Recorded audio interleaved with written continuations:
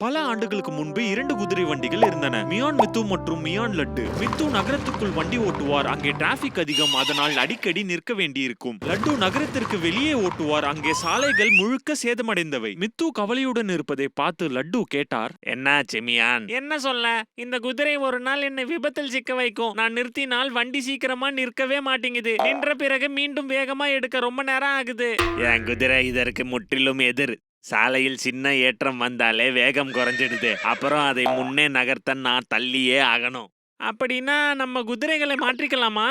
ஆமா, அதுதான் சரியான தீர்வு. குதிரைகளை மாற்றி பல நாட்கள் ஆன பிறகும் ஒன்றும் மாறவில்லை. நம்ம கேரியர் சாய்ஸ் முழுக்க தோல்விதான் போல. லட்டுவின் பார்வை வண்டியின் சக்கரங்களில் விழுந்தது. பிரச்சனை குதிரையில் இல்ல, சக்கரங்களில் தான். என்ன சொல்றீங்க? ரெண்டுமே ஒரே எடை தானே?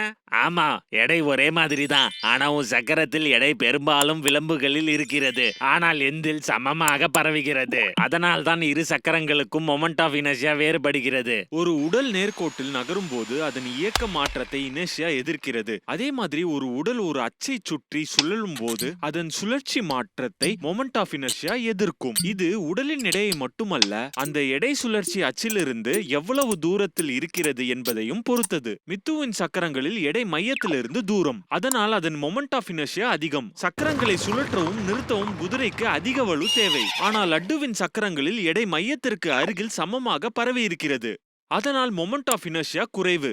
இதன் அர்த்தம் சக்கரங்கள் சீக்கிரமாக சுழலும், சீக்கிரமாக நிற்கும். குதிரைகளை மாற்றாம சக்கரங்களை மாற்றினா போதுமே.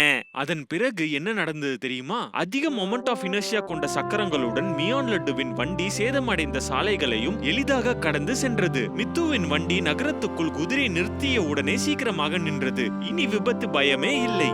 பிசிக்ஸை புரிய வைக்கும் உதவி செய்யும் நண்பன் அதிர்ஷ்டசாலிகளுக்கே கிடைப்பான்.